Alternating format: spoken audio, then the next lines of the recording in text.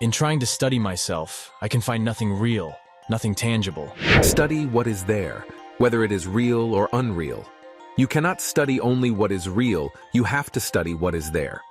It is not an obstacle to self-study if you find nothing real, you must study what you find. Actually, you are quite right that there is nothing real, but one must study oneself and study obstacles. The chief obstacle to the attainment of self-consciousness is that we think we have it.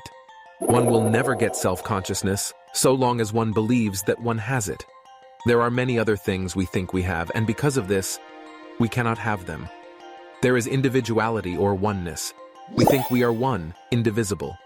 We think we have will, or that if we do not have it always, we can have it, and other things. There are many aspects to this, for if we do not have one thing, we cannot have another.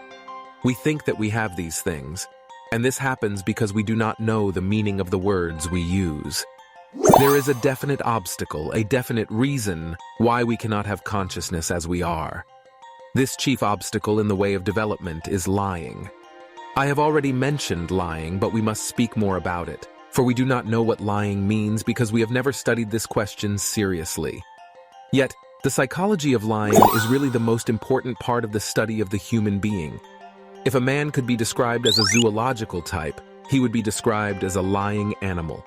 I shall leave out all external lying and take only a man's lying to himself about himself.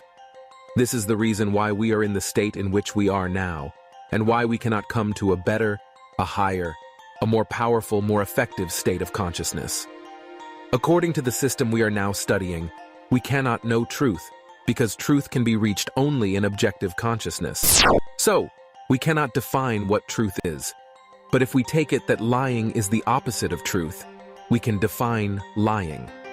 The most serious lying is when we know perfectly well that we do not and cannot know the truth about things, and yet never act accordingly.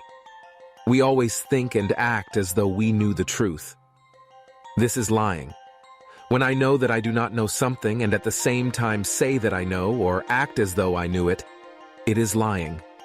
For instance, we know nothing about ourselves, and we really know that we know nothing, yet we never recognize or admit the fact.